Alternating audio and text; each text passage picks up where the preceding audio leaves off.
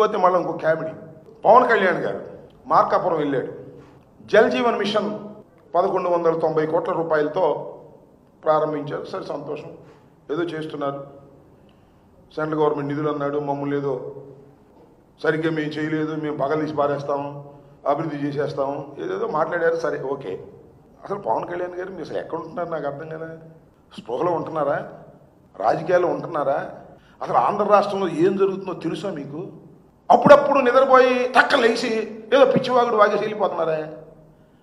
అసలు రాష్ట్రంలో ఏం జరుగుతుంది, ఎవరు ఏం చేస్తున్నారు అనే విషయాలు మీ దృష్టిలో ఉన్నాయా అనేది నాకు అనుమానం. ఎందుకంటే సినిమా డైలాగులు చెప్తే సహించాం. మొన్నటిదాకా నువ్వేం చెప్పావే? సినిమా డైలాగులు కాదు, ఆయన ఎవరో రపాన్ని పెట్టుకున్నాడు. ఇలాంటి సినిమా డైలాగులు మేము సహించాం. నువ్వు ఎందుకు సహిస్తావు? ఏ సినిమా అది? పుష్ప సినిమా డైలాగ్ నువ్వు సహించవు. పుష్ప సినిమా హీరోని నువ్వు సహించవు. ఎందుకంటే సూపర్ హిట్ అయిన సినిమా కదా అది, నీకు ఇష్టం లేదు, అందుకని దానిలో డైలాగ్ నువ్వు సహించవు అన్నట్టుగా అనిపిస్తుంది మాకు. నువ్వేమన్నావే? ఎవడు అమ్మాయికుడు పాపం తెలియనివాడు ఏదో బోర్డు పెట్టున్నాడు. నువ్వేమన్నా? ఉప ముఖ్యమంత్రివి, సినిమా నటుడివి, శాసనసభ్యుడిగా గెలిచిన వాడివి, ఏమన్నావు నువ్వు? తొక్కి నారదీస్తావా? ఇడేలాగా బాగుందా? బుద్ధి జ్ఞానం ఉందా నీకు? నువ్వైతే తొక్కి నారదీయొచ్చు, ఎవడో అమాయకుడు ఏం మాట్లాడకూడదు. అమాయకుడు మాట్లాడితే నువ్వు సహించవు. నువ్వేమో కారు మీద ఎక్కి అపోజిషన్ ఉన్నప్పుడు వీరవిహారం చేయొచ్చు. జగన్మోహన్ రెడ్డి గారు ఊళ్ళోంచి బయటికి వెళ్ళడానికి వెళ్ళలేదు. ఏంటి, ఎక్కడున్నావు అసలు, ఏం చేస్తున్నావు నాకు అర్థం కదా. అసలు కన్సిస్టెంట్గా నువ్వు జరుగుతున్నటువంటి విషయాలు నీకు తెలుసా నేను అడుగుతా ఉన్నా. మీ జిల్లాలో, కాకినాడ జిల్లాలో రైతులు, ధాన్యపు రైతులు డబ్బులు లేక రాక 1000 కోట్లు సుమారుగా రోడ్డు మీద ఎక్కారు. పట్టించుకున్నావా? అది నీకు పట్టదు. నీ స్పెషల్ ఫ్లైట్ దొరికితే చాలు, హైదరాబాద్ వెళ్ళిపోతావు, షూటింగ్ చేసుకుంటావు, వచ్చేస్తావు. ఏం జరుగుతుందో రాష్ట్రంలో తెలియదు నీకు. చంద్రబాబు నాయుడు స్క్రిప్ట్ ఇస్తే చదువుతావు, అంతేగా. నేను మాట చెప్తాను, నేను సీరియస్గా చెప్తున్నా. చంద్రబాబు నాయుడు డబ్బులు పంపిస్తుంటే తీసుకోవట్లా నువ్వు? బ్యాగులు లోకేష్ పంపిస్తుంటే నీ ఫీడింగ్ అంతా ఎక్కడి నుంచి వస్తుంది? ఖచ్చితంగా చెప్తున్నా, కాదని చెప్పమను. గుండె మీద చెయ్యి వేసుకొని, ఓ పవన్ కళ్యాణ్ గారు, నారా చంద్రబాబు నాయుడు నాకు ఫండ్ పంపలేదు పార్టీ నడపడానికి, కారు ఆయిల్ కొట్టడానికి కూడా లోకేష్ డబ్బులేగా నీకు. నీ బిల్డింగ్ కడుతుంది ఎవరో అక్కడ నీ బిల్డింగ్ కడుతుంది ఎవరు చెప్పు. గుండె మీద చేసుకుని చెప్పు. ధైర్యంగా చెప్తున్నావు కదా, నీతి నిజాయితీ అని చెప్తున్నావు కదా. అక్కడ నీ బిల్డింగ్ కడుతుంది ఎవరు చెప్పు. నువ్వు కడుతున్నావా? శుభ్రంగా నీకు కావాల్సిన సదుపాయాలన్నీ ఇస్తున్నారు. చక్కగా హాయిగా స్పెషల్ ఫ్లైట్లో వెళ్తున్నావు, డైలాగ్ రాసిస్తే చదువుతున్నావు తప్ప అసలు నీకు స్పృహ ఉందా అని అడుగుతా ఉన్నా నేను. అదేంటది? ఈ సినిమా అండి అది. హరిహర వీరమల్లు రిలీజ్ అవుతుంటే ఆపేస్తారా? చూపు లేపేవుగా పైకి. అందరూ థియేటర్లు అందరూ కూడా స్ట్రైక్ చేసేస్తున్నారు నా సినిమా ఆపడం కోసం అన్నావుగా. దాని మీద ఎంక్వైరీ అన్నావుగా. ఏమైంది ఎంక్వైరీ చెప్పు. అసలు నీ సినిమా రిలీజ్ కావట్లేదే, డేటే మార్చేసావే. దీని మీద కోపం వచ్చి నీకు సినిమా ఫీల్డ్లో వ్యతిరేకంగా ఉన్నటువంటి వారి థియేటర్స్ని చెక్ చేసావా? సామాన్యుడికి అందుబాటులో ఉండాలి ధరలు, టికెట్ ధరలు పెరిగిపోతున్నాయి. సంవత్సరానికి గుర్తొచ్చింది, నీ హరిహర వీరమల్లు సినిమా రిలీజ్ అయ్యే సమయానికి నీకు గుర్తొచ్చింది. వెళ్ళావు, చెకింగ్లు చేశావు. ఏం పట్టుకున్నావు చెప్పు, నాకు తెలియగలుగుతా. బెదిరించావు. ఏం పట్టుకున్నా? ఏమైనా క్యాష్ పట్టుకున్నావా? ఎందుకు మాట్లాడలేదు మళ్ళా? అసలు నీ వీరమల్లు సినిమా ఎందుకు పోస్ట్పోన్ అయింది చెప్పు.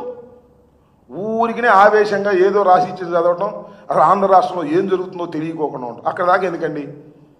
నీ శాఖగా. అదేంటది? పనికి ఆహార పథకం. ఇంతవరకు నాకు తెలిసి పనికి ఆహార పథకంలో ఇన్ని రోజులు బాకీ తీర్చుకోకుండా ఎప్పుడైనా రాష్ట్ర ప్రభుత్వం ఉందా? దీని ఒక్కదానికి సమాధానం చెప్పు.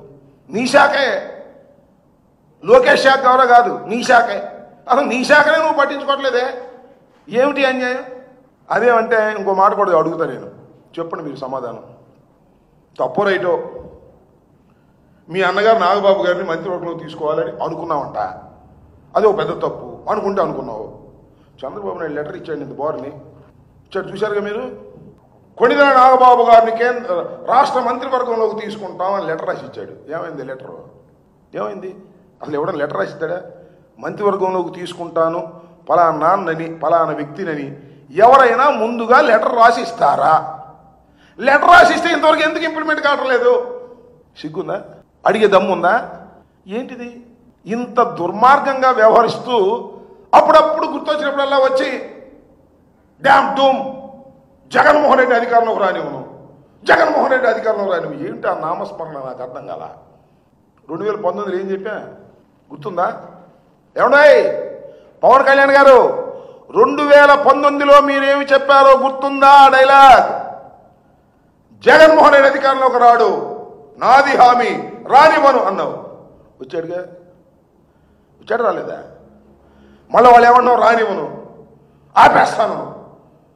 జగన్మోహన్ రెడ్డి గారిని అధికారంలోకి రానివ్వను అంటాం కంటే డైలాగ్ మార్చి చెప్పు.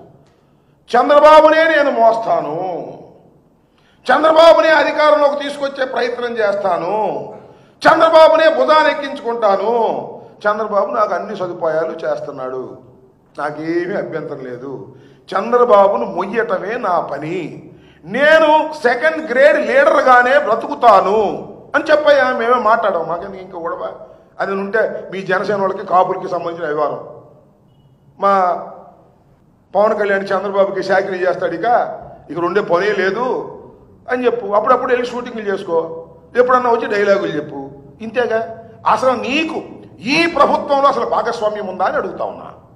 ఉప ముఖ్యమంత్రికి పేరు, హెలికాప్టర్లో సీటు, స్పెషల్ ఫ్లైటు తప్ప అసలు ఉప ముఖ్యమంత్రిగా ఈ పరిపాలనలో నీ భాగస్వామ్యం ఏది అని అడుగుతా ఉన్నా. లేదు, భాగస్వామ్యం అవసరంలా, నాకు ఆఫీస్ కడితే చాలు, క్యాష్ కొడితే చాలు అనే పద్ధతుల్లో వ్యవహరిస్తున్నటువంటి పవన్ కళ్యాణ్ గారు మమ్మల్ని అధికారంలో రానియడంట, ఆపేస్తాడంట, గేటు గారు కాపలా కాస్తాడంట.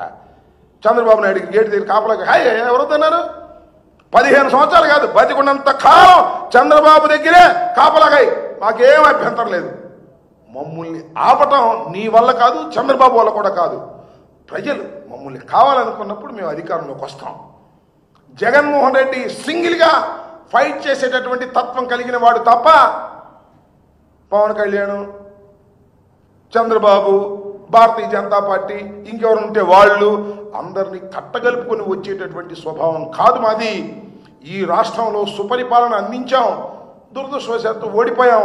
ఇవాళ జగన్మోహన్ రెడ్డి గారు ఎక్కడికి వెళితే అక్కడ జనం ప్రభంజనలాగా వస్తున్నారంటే దాని బాడీ లాంగ్వేజ్ ఏంటి?